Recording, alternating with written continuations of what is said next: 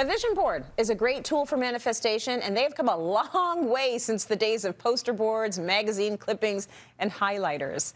So Sarah Gunn is with us now to show us how to master the art of the modern vision board. Sarah, I know you've been making these vision boards for years. You love them. Why do you love making them?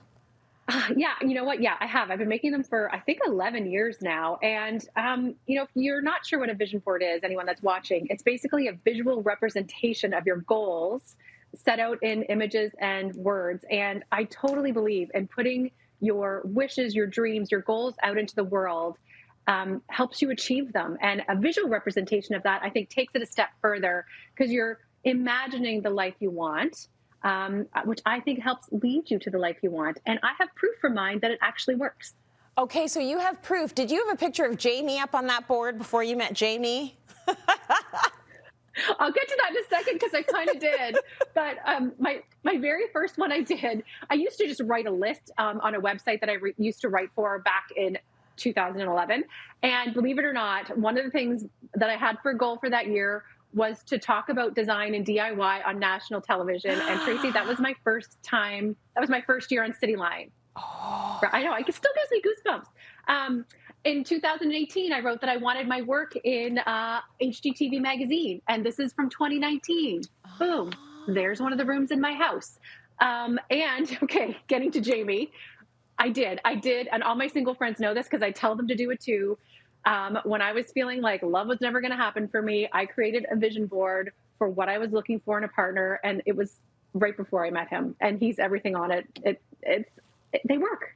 Oh my gosh. Okay, that's all the proof I needed. Like that covered career, romance, like all of the things, accolades. That's incredible. Okay, so now we're on board. Where do we start? Okay, so the first thing you want to do is make a list, and you need to decide which categories you want to focus on, whether it's relationships, home, your career and finances, travel, personal growth, health and wellness, and you want to be really specific with what you want to achieve. And I've learned this one the hard way over the years, okay? So for example, having my work in a magazine, super exciting. I've had it in a bunch. It's thrilling, don't get me wrong. But having that as a goal on my vision board, after it happened a couple of times, I realized that actually wasn't my goal. I was hoping it would open the doors to more financial success or financial stability. So now you kind of have to be really specific with what you want, not necessarily the steps that you think might get you there. I hope that makes sense. And then, you can stop with the list if you're not a visual person. But again, I like creating something visual because I think it takes it a step further in visualizing your future. Well, I love a list, but I also like to be able to see. And I think I'm surprised actually and shocked at myself that I have never done this. I will list things and I will write things in my journal, but I've never done like sort of a visual representation. So how do we go about doing that?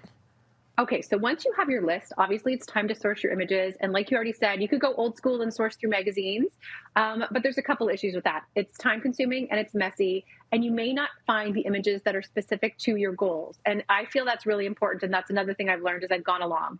I've got my 2022 vision board here, and I've used a combination of images that are mine that I've just taken on my phone, or ones that I've found online that are really specifically representing what I want to do. So for example, if you want to travel to Italy as one of your wishes for the year, don't just get a cute little picture of luggage and stick it on your vision board. Find a photo of the exact location that you want to go to and put that right on there. Something that I've had on my vision board for far too many years, and I'd like to admit, is to own a home in Nova Scotia. And you know what? I have a specific style in mind. So I have a photo of that on my vision board every year. And the more specific you are, the better it is. So Tracy, I have a question for you. Yeah. What would you put for images on your vision board?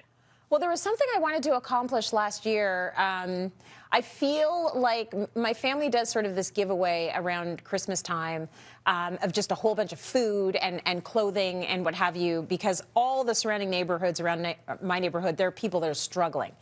And so I don't feel like I can tackle affordable housing on my own. I feel like that's a sort of a government issue, but I would love to be able to feed people en masse. So I had this idea last December, and I could not get it together, but I would put this on a vision board this year, a food truck in Moss Park, which is an area that has surrounded by a lot of shelters of people who are really struggling, and the desperation grows every year, especially now with this virus, and just giving food food. People should be able to eat. It's the richest city in the country. So I would love to be able to have something to do with getting a food truck started that can feed people for free.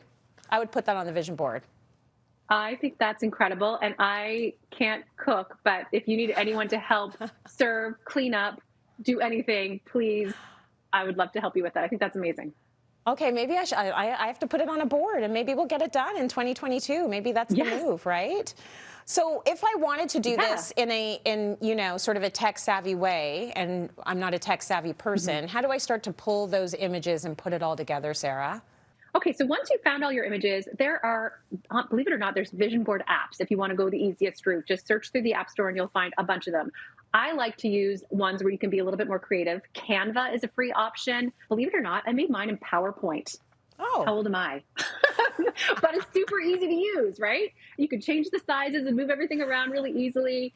So that's the easiest way to do it. And then experiment with different layouts. Some people like to layer their photos over top of each other. I like a cleaner look because you're just going to be glancing at it. So to have everything a little bit separate is great. And then leave room for words and be intentional with your words as well. Some words that I have on mine every year are happiness, love, family, travel. And then make those in fun, colorful fonts too, so they kind of tie in with the overall look of your board. Oh my gosh, I love it. Now this feels like the most important tip. You say put it where you can see it. Duh, that makes a lot of sense. It does, but some people might just create it, leave it in the app, leave it in their, their document or whatever. Absolutely not. If you want to, you could use it as the backdrop on your screen of your computer or on your phone. I like to print it. For the last few years, I've had it on my bathroom mirror. So as I'm doing my hair and everything else, I have it right in the corner of my vision.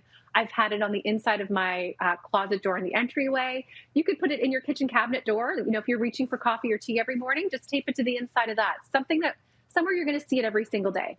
This is so inspiring. Sarah, thank you so much for sharing these tips, for creating such an easy but powerful tool. Folks, it is working for her.